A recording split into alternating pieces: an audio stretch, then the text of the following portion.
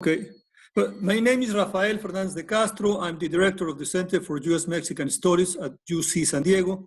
And I'm very pleased to have this celebration of Cinco de Mayo and organize this with the Mexican General Consul Carlos Gonzalez Gutierrez, and also with Roxana Velazquez, the director for the San Diego Art Museum. This is an important date for Latinos, an important date for Mexicans, and we have a cultural program, and I will give the floor to Ambassador Carlos Gutierrez to introduce our keynoter for today's celebration. Carlos, por favor. Muchas gracias, Rafael. Thank you very much, everybody, for joining us. I am Carlos Gonzalez Gutierrez, the Consulate General of Mexico here in San Diego, and I'm very honored to have with us today David Hayes-Bautista, a professor who I have had the pleasure of knowing a long time ago, since my time as a student at USC. We have learned great things from him, such as the Latino health paradox, or the meaning and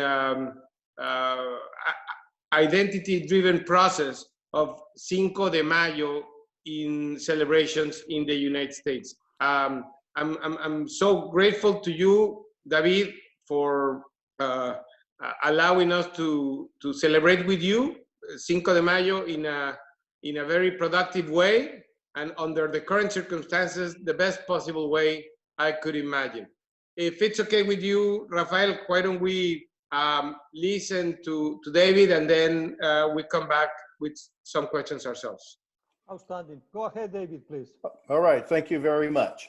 Well, soy Chicano. I'm a Chicano. I was born here in California, born in Los Angeles. And all my life, there were celebrations of Cinco de Mayo. And when I was a student, university student, one year I was in Guadalajara visiting some cousins, and it happened to be Cinco de Mayo. So I thought, wow, I'm going to see the biggest, best Cinco de Mayo ever. So I ran out of the house early in the morning, going down to the Catedral, right down to the Plaza de Armas.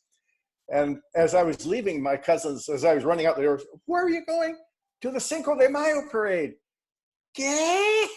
So I got to the cathedral early, sat down right in front. I thought, I'm ringside seat. And I waited, and I waited, and I waited. Nothing happened. No parade, nada. So I went back, defeated. And so they said, well, why did you run out? I went to see the Cinco de Mayo parade, but we don't celebrate that here. You don't? We celebrate it in California. And that has always been the mystery about El Cinco de Mayo. It's probably the best known Mexican holiday in the United States. It's celebrated from Seattle to Miami, Boston to San Diego. But I discovered outside of Puebla, it's not really celebrated in Mexico. So the question I've had in my mind since this was the 1970s is, why is the Cinco de Mayo celebrated so much in the US when it's not celebrated in Mexico? And I can give you the answer in 30 seconds that I have discovered. And then we can just sit back and have fun. So here is all you need to know about Cinco de Mayo in 30 seconds. First of all, the Cinco de Mayo is not a Mexican holiday, because if it were, it would be celebrated all over Mexico. And our celebrations here would just be pale imitations of what they do in Mexico. But it's just the reverse. It's celebrated big time here. Sometimes you have the whole Semana de la Raza. And my cousins in Guadalajara scratched their head, but why are you celebrating a battle that took place 1,500 miles away from you guys? So if it's not a Mexican holiday, what is it? And the answer is, it is an American Civil War holiday created by Latinos in the United States during the American Civil War. And at that point, a lot of people say, what? Latinos in the American Civil War? Didn't you all just arrive like 10 years ago? Slide under the wire somewhere? No, it is part of our experience of the American Civil War. This is what we have learned. And I'm sharing you information from a book that I wrote in 2012 in time for the 150th anniversary of the Cinco de Mayo. And the American Civil War actually has its roots in Mexican independence. September 16th, that's Mexican Independence Day, A lot of people here in the U.S. think that Cinco de Mayo is Mexican Independence Day, but it is not, although they're related. In 1810, when Father Hidalgo rang the bell and declared Mexico's independence from Spain, he also laid out his constitutional vision of what this new society would be like. The first thing he said, literally in the same breath, was that once Mexico became independent of Spain, he was going to abolish slavery. I mean, he said, how can we be a modern republic, a modern democracy, and hold other human beings in bondage and buy and sell them like furniture? He said, that's not right. In fact, he said he was going to give the owners 10 days to free their slaves, or he was going to put the owners in jail. He was very serious about this. Second thing he said is there was going to be racial equality and civil rights. Everybody will be a citizen of La República de México. Didn't matter what your racial origins were. You were a citizen. And just 2 months after he rang the bell, his lieutenant, Jose Maria Morelos, wrote, I guess, the first communique from this new government. He said, I publicly announce the establishment of the new government that will not label anyone as Indian, mulatto, nor any race. Rather, all will be known in common as Americanos. Somos Americanos. Habitábamos la América Mexicana. Pues había la América Argentina, la América Colombiana, la América Chilena. Nosotros somos de la América Mexicana. Somos Americanos.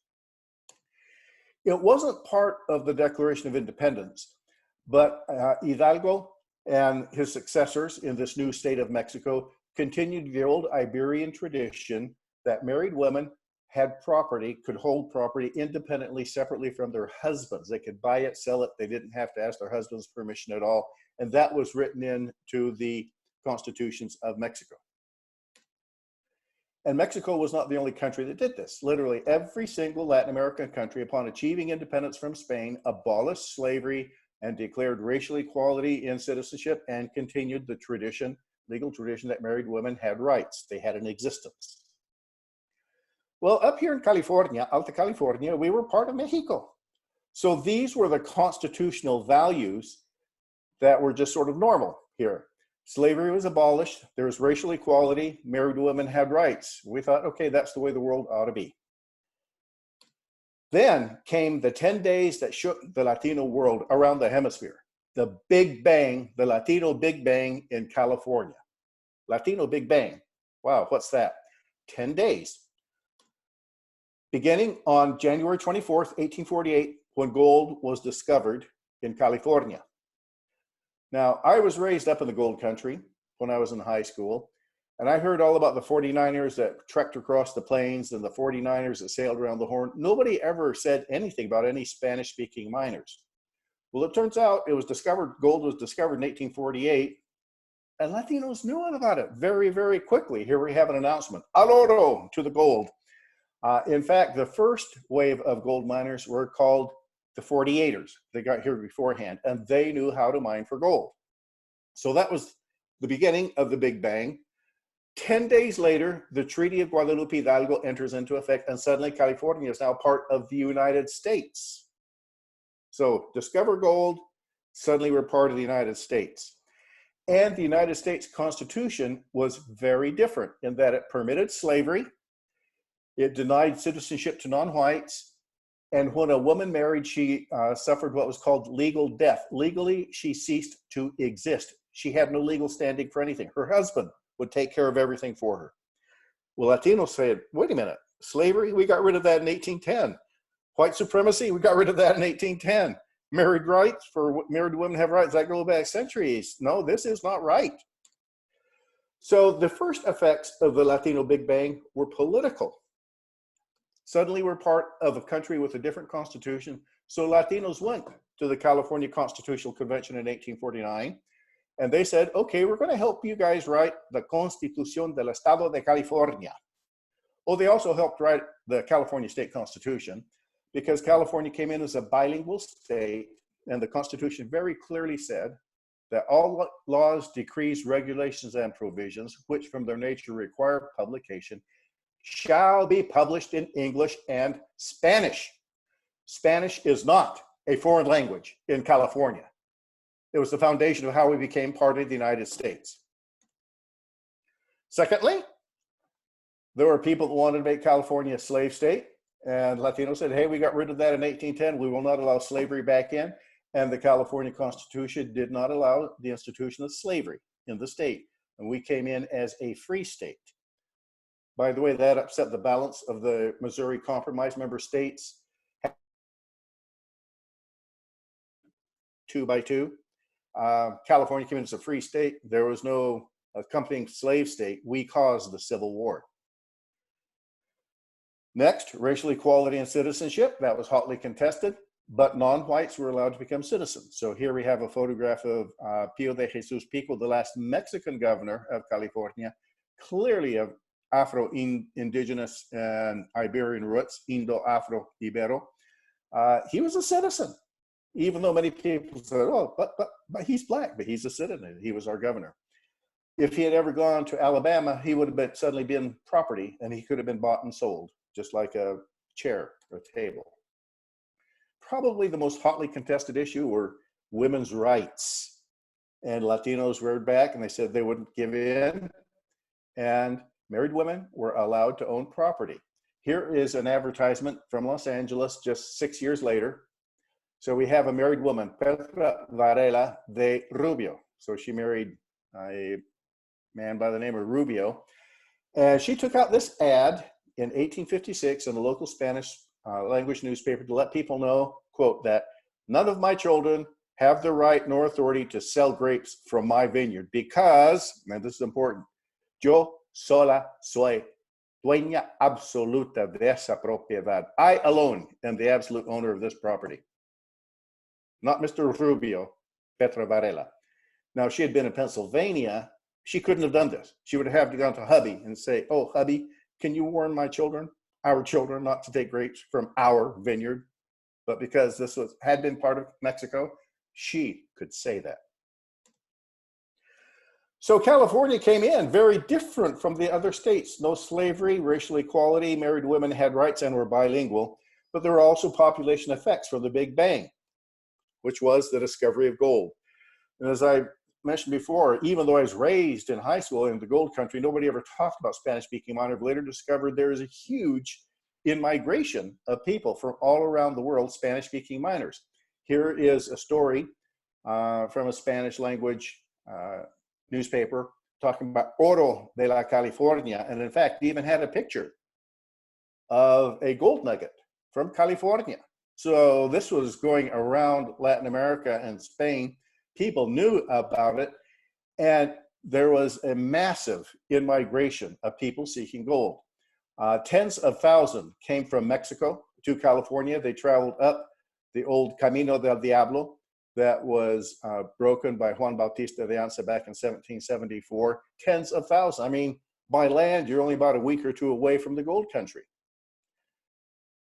So the vast majority, probably 80 or 90% of the miners, and there were tens of thousands, were from various parts of Mexico, but not just the north. They came from Yucatan, Mexico City, Chiapas, you name it, all over Mexico. And they came from all over Latin America. The sea routes, here we have advertisements from La Crónica published in California, San Francisco in 1854. Return trips to Valparaiso, for Guaymas in Mexico, San Juan del Sur in Central America. Thousands more came by ship. They got up here in a very compressed amount of time. They ran across each other, they paired up, and they had kids, they had babies. So here we see, and we took these data from public records, the number of Latino babies being born in Los Angeles County just about tripled during the Gold Rush and Civil War. And in most of the histories at this point, Latinos have just kind of disappeared and we never hear of them again. No, they were here, they were digging gold, they were having kids, they made California constitutionally a different place. But the children that were being born were different from their parents. They were what we could consider a second generation. What did it mean to be a second generation Latino during the Gold Rush and Civil War? Well, here we have someone, this is Aldo Francisco del Valle, born in Los Angeles, 1854. Unlike his parents, he was a U.S. citizen from the day he was born, and he grew up to be bilingual, bicultural. And by the way, when he grew up, he founded the institution that became UCLA, and we're celebrating UCLA centennial that's another topic. He was very important to California. So as he was growing up, this is the bicultural part, we had been celebrating Mexican independence ever since 1822. We're now part of the United States, but why give up Mexican independence, las fiestas patrias? And here in 1856, they're still celebrating el 16 de septiembre. However, we're now part of the United States. Many of us are U.S. citizens, so we also celebrate el 4 de julio, the 4th of July. We get both, that's bicultural. Bilingual, here's one of the many newspapers published in Spanish in California, El Clamor Público. This is published in Los Angeles, your issue from 1859. This page is in Spanish. You turn the page, the next page is in English. Does this sound familiar? Like a lot of Chicano newspapers.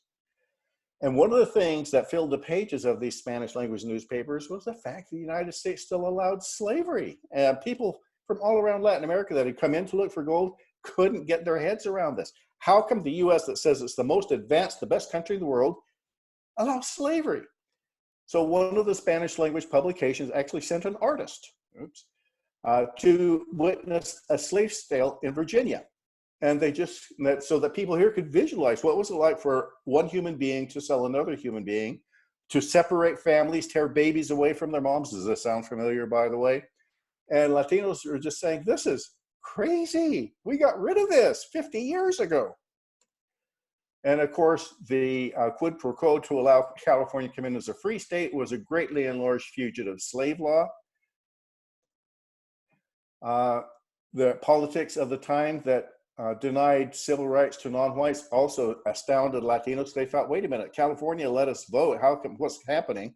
The Dred Scott case in 1857, that was talked about and analyzed in the Spanish language newspapers here in California. So here's an editorial published in Los Angeles, 1857, about the decision of de la Corte Suprema de los Estados Unidos, that according to the constitutions, Africans are considered only as property and they will never be able to attain the position of citizens.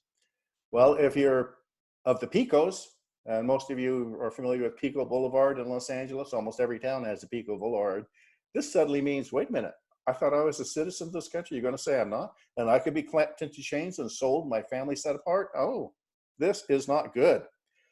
Well, these issues of race, slavery, citizenship, and everything else erupted into the American Civil War. Now with that, I am going to play a short 6-minute video, then we can just have some discussion. Let's see if I can do this correctly. There we go. Okay, let me just start this up again.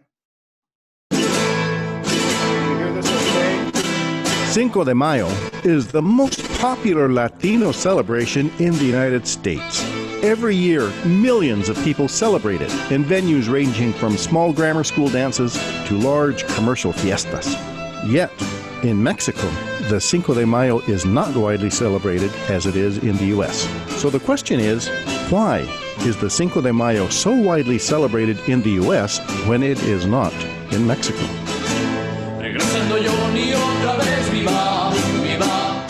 The answer is that the public celebration of Cinco de Mayo was created by Latinos living in California, Nevada, and Oregon during the dark days of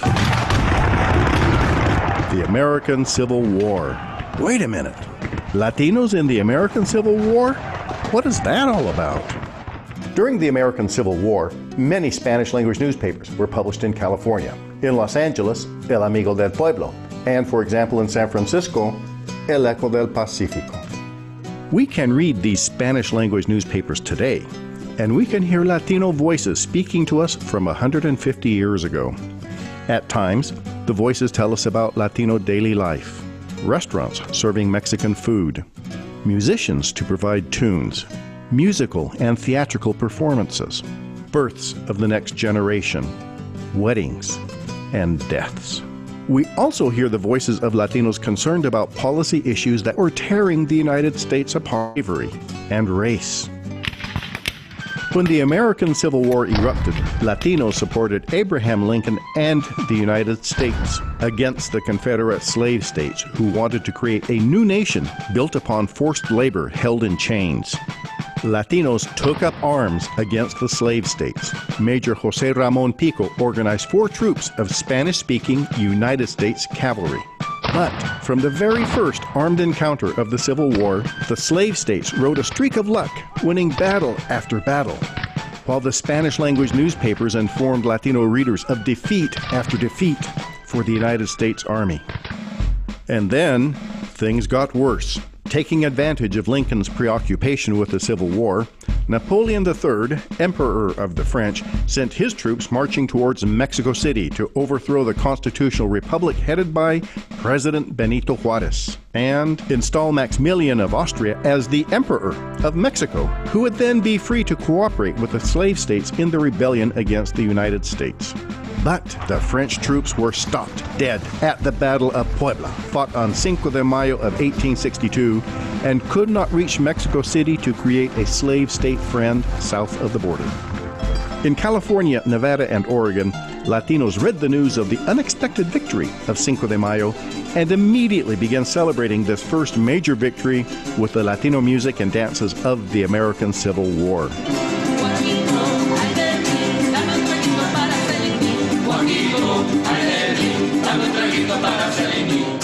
And you will notice they did not use mariachi music, for the simple reason that mariachis had not yet been invented.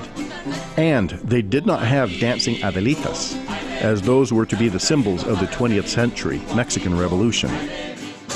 Every Cinco de Mayo during the Civil War, Latinos in the American West would gather in great crowds to hear speeches. On this great day of Cinco de Mayo, we remember the power of hope, the power of the people to overcome great odds. And we remember, we've won in the past, and we will win again.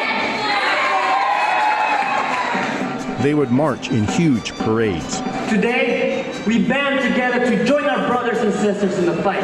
Speakers would remind Latinos that they were struggling against both the slave states and their potential ally, the Emperor of the French, Napoleon III. We unite to raise money, people, and any other resources we can spare for Mexico's fight for independence. After the parades and speeches, Latinos gathered in meeting halls and in private houses to renew their energies to stop the slave states and the French in Mexico, using the music and steps they were familiar with.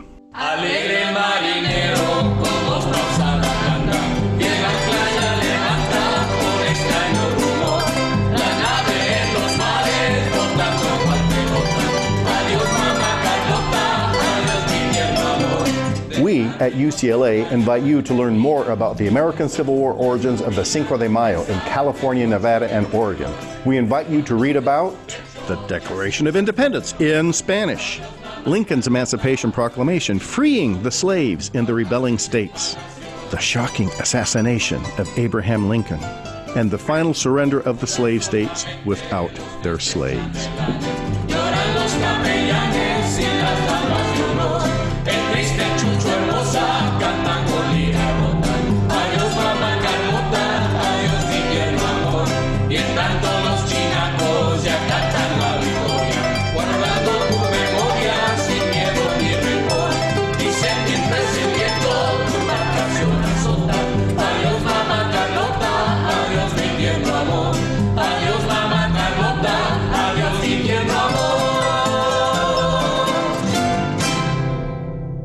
Let me say, David, que bárbaro. It's a beautiful history. What you have done, it's just an amazing research, academic research, because there's a lot of historical evidence out there. Congratulations, David. That's why you're so popular around Cinco de Mayo. And of course, Carlos and I were very grateful to you. And but let's engage in conversation, if you don't mind. Sure. I mean, in the videos, it's very clear. I mean, it's those Latinos fighting in the American Civil War, who basically they were celebrated that Mexico was able to get rid of the French troops invading Mexico. Could you elaborate on that a little bit, David? Certainly. The American Civil War broke out in 1861. As soon as President Abraham Lincoln took over the presidency. And the fighting began in April of 1861 with the taking of Fort Sumter, which was a United States fort, but the slave states took it over. Now, you had had this huge population explosion. Let me give you some idea of the size. Even though in the histories of California, Latinos just disappear by about 1860, the Latino population on February 2nd, 1848, was probably around about 10,000 in California. By the time of the American Civil War, I estimate it was probably close to 100,000.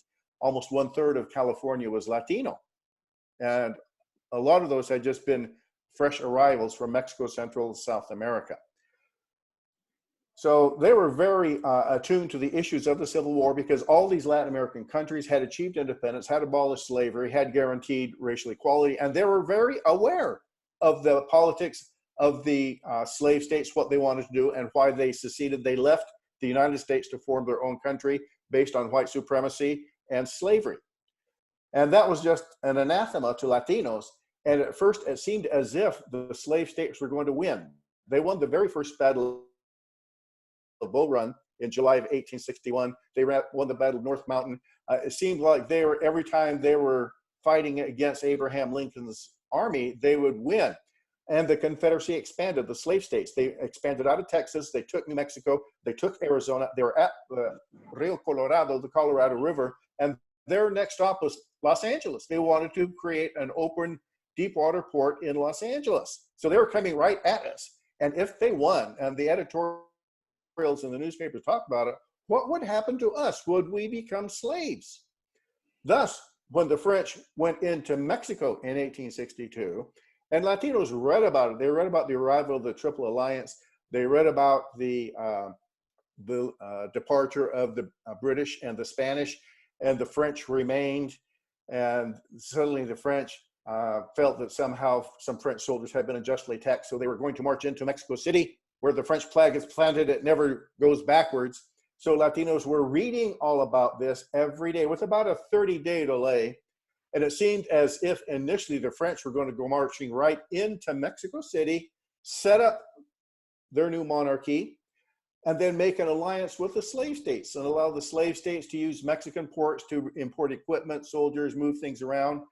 That would have made it more likely than not that the slave states would have won their independence and the United States would have been divided. So Latinos were very, very aware of what was going on. And they were aware that as the French marched his troops towards Mexico City, it seemed like there was no resistance.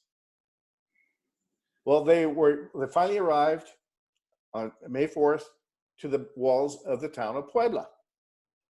And they thought, okay, this is going to take 30 minutes. We're done. We're in Mexico City in 2 or 3 days. This civil war is over. So they charged on the morning of May 5th, and they were beaten. They were roundly, completely beaten. Not maybe beaten, it was a draw almost, like many battles of the Civil War were. They were totally roundly beaten, thrown back to the strongholds of Orizaba and Veracruz.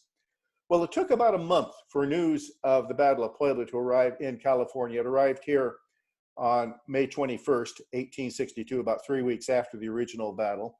Just as more bad news is coming from the East Coast about the slave states getting ready to win another major victory, which was General McClellan. He was a Union for the United States general, was about to lose a huge battle, huge. So in the middle of all this gloom and doom, suddenly like a ray of lightning, we run a victory against the forces of slavery, racial inequality, and elitist plantation rule. And Latinos not only celebrated, it also stimulated the organization of the first regional network of Latino political organizations, the Juntas Patrióticas Mexicanas, 129 places in California, Nevada, and Oregon. The Latinos, I say Latinos because they were, yes, from Mexico. We also had Californios and Chilenos and Argentinos and Colombianos, Ecuatorianos, Brasileños, hasta Españoles, Peninsulares, who joined together to raise funds to send to Juarez so that he could buy ammunition and continue to resist against the French. Many Latinos joined the United States Army and fought against the Confederates. Many Latinos from California also went south and joined the Mexican Army. Mariano Vallejo, who was the last Mexican general of California. In fact, he was the first prisoner taken in the conquest of California and the Bear Flag Revolt. 15 years later, during the American Civil War, was proud he had two sons serving on both fronts, because for Latinos, this is one war with two fronts. His older son, Platon, was a physician. He had gone to medical school at Columbia University in New York. He was a physician, and he served for Abraham Lincoln's army in the Second Battle of Bull Run, which was also a loss for the Union. His other son, Vladislao, went south, and he was a captain in the Mexican army, and he was part of Juarez's personal bodyguard. In fact, he was with Juarez when 5 years later, Maximiliano finally surrendered at the siege of Querétaro. So from Mariano Vallejo's perspective, his children were supporting freedom, equality, and democracy all throughout the North American continent. And we have to remember that Don Pedro Segundo, the emperor of Brazil, was a cousin of Maximilian. And you had then the Spanish that they reabsorbed the Dominican Republic back into the Spanish Empire. They were trying to take Ecuador. They bombarded Peru, and they bombarded Chile. They wanted to take back these independent countries back into the Spanish Empire. So for Latinos here, it's like everybody's against this idea of freedom and democracy and equality. We must support it, whether it's in the United States or Mexico or Peru or wherever it is. That's why they got so involved in this larger fight. The Civil War wasn't just North versus South. It was the entire hemisphere, the idea of republics, the idea of self-government, freedom, equality, democracy, under attack, whether it's by Maximilian, by Don Pedro Segundo, by the slave states, or by the Spanish state. We have to defend our rights. That's why Latinos from all over Latin America, here in California, united to fight for their rights. This is wonderful, Carlos. Thank you, Rafael. David, I remember when reading your book, one of the things that struck me the most was you mentioned Fresno as one of the first places in California where they starting celebrating the Batalla de Puebla. Yes. One has to remember that the Batalla is in 1862, and we get rid of the French around 1865. So it takes a while for us to take control of the country. But already people in Fresno were celebrating, even perhaps before many people in Mexico were able to celebrate. So I wonder whether you could talk a little bit about this initial testimony, the evidence that you have found. I remember once, I have one of these beautiful T-shirts with the two flags around the Lincoln promotional kind of support event in California. I still have my T-shirt over there. I know that some of your students produce them, and with your support and everything. Could you talk about that type of evidence that is completely unknown in Mexico? Certainly. Well, my primary source of evidence are the Spanish language newspapers that were published here. And during the Civil War, there were about a half a dozen that were published. And basically, there are daily news. And I've read the entire Civil War in Spanish because they would publish articles about what was happening in the Civil War. And then the French occupation, literally almost from the day that the Triple Alliance arrived in Mexico and Veracruz, all the way to when Maximilian is finally executed. And we have the news of his execution here. So that's my primary evidence. But as soon as news of the victory at Cinco de Mayo arrived here, it electrified Latinos around the West, and they formed these groups called Juntas Patrióticas Mexicanas. These groups met every month, and every month there would be 2 or 3 speeches to get people revved up so they would donate money that would then be sent to Juarez. Almost every single one of the speeches would go back to remind them of the unexpected victory of Cinco de Mayo at the Battle of Puebla. They would sing the Mexican national anthem. They would sing the Star Spangled Banner. Then people would donate money. And people wanted to make sure their money got to Mexico. So every month, every one of these juntas would send the money and a list of all the donors. And that would get sent to San Francisco. And in the Spanish language newspapers of San Francisco, they would publish the list of every donor, every time that donor donated, how much they donated, what the specific donation for a hospital, for uniforms, for food or whatever else. So we've collected all of these lists that were published. And we have tracked down descendants of some of these people. They're still living here in California. And through this, we realized that there were close to 15,000 members of the Juntas Patrióticas Mexicanas. This is when the total population of California is still only about 300,000. This is a huge investment in one particular organization. Now, what's interesting is they were formed, these Juntas Patrióticas, in the aftermath, just weeks after the First Battle of Puebla. But a year later, if you remember, the French came back.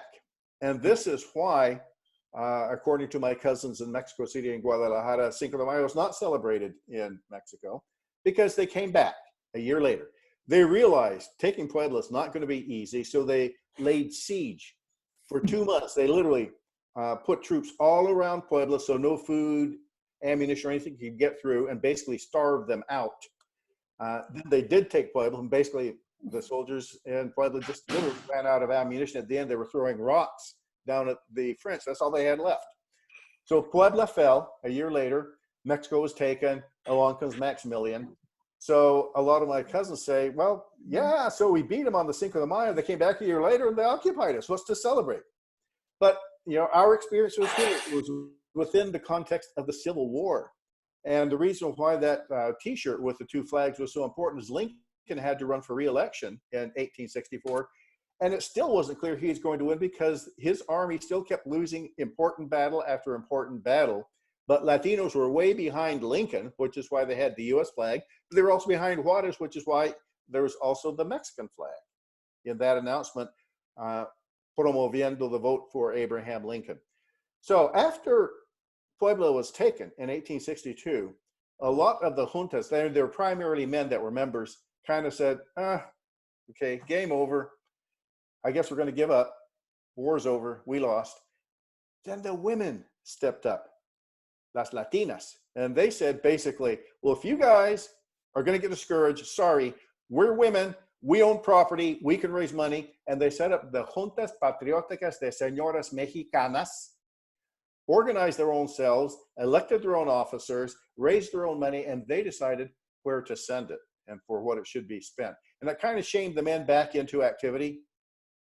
And women often had the position of honor, like you saw in that parade. They would be the flag bearers. There would be the U.S. flag and the Mexican flag at the front of every parade, often carried by women.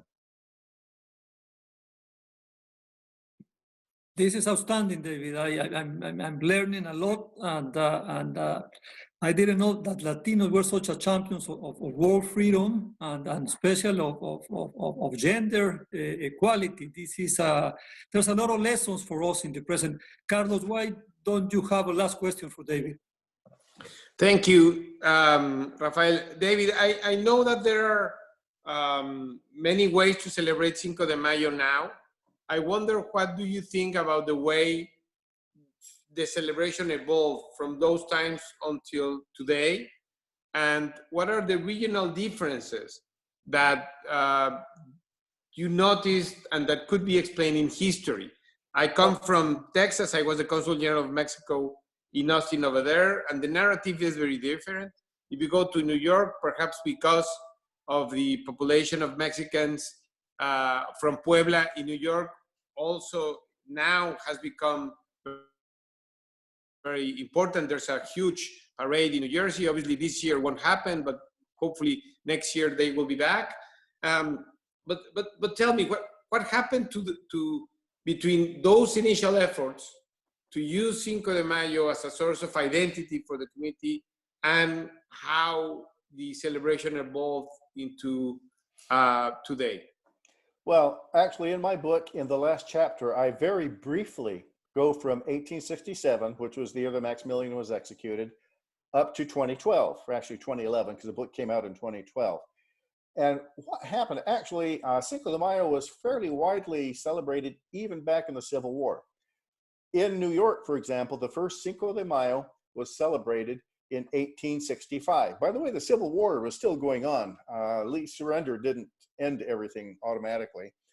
And what happened is that Matias Romero, who was the Minister of Foreign Affairs, had organized a huge dinner to celebrate Mexican Independence Day on September 16th in New York. He organized a huge dinner at Delmonico's restaurant, still one of the top restaurants in New York. But during that day, there had arrived a ship carrying Mexican prisoners that had been taken at the fall of Puebla in 1862 that had finally been released by Maximilian, or not, by the Napoleon III. Actually, he kicked them out of France because they would refuse to take an oath of allegiance to Maximilian. They kicked them out. They went to Spain. They got kicked into Spain. They had to work to raise the funds. They were going back to fight the war. They took a ship from Spain to New York. They had just gotten off the ship. They were invited to the dinner, and they shared their experiences at the Second Battle of Puebla, and actually became a Cinco de Mayo celebration in New York, because that's what they all talked about. Then they later came to California. They had to go through the Central America, and then they came through California later on that year where they were feted.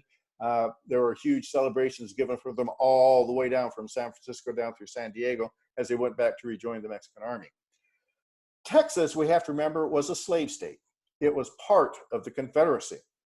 Latinos generally did not support the slave states. There were a few crazy Texan Latinos who did fight with the Confederacy. The vast majority did not. But because it was a slave state, they couldn't have open celebrations. However, I have found evidence that is circumstantial that suggests that, in fact, as soon as the slave states began to surrender, when Robert E. Lee surrendered in 1865, that Latinos in San Antonio, finally, when Lee surrendered on April, I think it was 11th, 1865, by May 5th, 1865, Latinos in San Antonio on May 5th put on their finest wear, their finest clothing, and had a huge celebration. Now I'm thinking, that was on May 5th. They had this huge celebration. It wasn't the day that Lee surrendered. It wasn't Juneteenth. What could it be but a celebration of Cinco de Mayo? I am positive in New Mexico and in Colorado, they were also celebrating. Some veterans, Latino veterans of the Union Army back later, 30 years after the Civil War, in their memoir, talked about fighting the Confederacy. They knew what the issues are all about: slavery, freedom. They were very aware of what was happening in Mexico. It's just we haven't yet got some historian to peg it down. There were celebrations in Nevada, in Arizona, in New Mexico after the Civil War. So actually, it was very widely celebrated. Now, what happened is that that generation that celebrated, and the young kids like Reginaldo del Valle, who saw all of this when they were 10, 12, 15 years old, because at that point, California had rewritten its constitution to get rid of the bilingual provisions, kick out the Chinese, and take away citizenship from Indian-descended people. We had our own ethnic cleansing back in 1878. There were no departments of ethnic studies, Chicano studies back then. So as that old generation died out, just about the time of the Mexican Revolution, when a new group of immigrants came in from Mexico, and they saw this celebration here that is not a big celebration in Mexico, but they didn't know why, and there was no books. There were no books about it. So they repurposed it more for their particular interest around the Mexican Revolution, which is why today there's a lot of Mexican Revolution symbology in the Cinco de Mayo, you know, the bandoleros, the adelitas, the mariachi. That's because they simply didn't know. And then subsequent generations of immigrants would see this strange event that's not celebrated in Mexico or in the countries of origin. But it was a wonderful event that brings the community together. It has its poder convocatorio. So it got kind of as Chicanos, we repurposed it ourselves. I mean, we didn't know why it was celebrated. So after we had the Third World Strike at Berkeley in 1971, I believe, just you know, para fregarles, we demanded a Cinco de Mayo celebration at Berkeley. So what did we have? We had a salsa concert at the Greek Theater where we had Carlos Santana. I mean, what did we know? I didn't know any of this until about 15 years ago, when to do my medical research, I had to recreate the Latino population demographics, births, marriages, and deaths, and I could only find them in the Spanish language newspapers, because just as today, if you read the Los Angeles Times, you have no idea LA is 48% Latino. You read the Spanish language newspapers, you deal with the Spanish language media, you see a different picture. So I was originally using these newspapers just to get the notices of births, marriages, and deaths. And as I was looking for those, the story of Cinco de Mayo fell out on my lap. I wasn't even looking for it. There it was. And I realized as the 150th anniversary was coming close, I need to share the story. Hence the book, hence this video, hence our efforts. So today I want us to just take it back to its origins as a civil rights commemoration. Freedom, equality, democracy, and those issues are very much being contested today. Freedom, well, how free are the undocumented? We separate families at the border just like they did in the slave sale days. An essential worker, a farm worker, can be deported in a minute, even though that farm worker is feeding everybody else so they can shelter in place. Equality, the white supremacists are very clear. They want to do ethnic cleansing of the United States and purge anyone that's not white. And of course, democracy. That's why there are all these attempts to take away the vote from particularly minority groups by gerrymandering, by not allowing mail-in ballots, doing everything they can to be anti-democratic. We need to take it back. These issues are the same today, 150 years later. Let us use the Cinco de Mayo to remind everybody, we were here, we created this, and we're still going to fight for it. This is beautiful, David. I mean, you're a wise man, a wise Chicano professor, and we truly appreciate your participation in our celebration of Cinco de Mayo. This is about knowledge, about sharing values, and I think there's nothing better but to listen to you, and of course, a lot of us will buy your book, and that's going to be my Christmas present for quite a few friends because it is a beautiful story. Thank you, David. And thank you. Carlos, Thank you you have the last word. Muchísimas gracias, David. Un placer. La verdad es que Un placer. uno siempre te aprende. Thank you very much. Un placer. Gracias. Gracias por invitarme. This is wonderful. We'll send you the program, okay? Thank you. Thank you.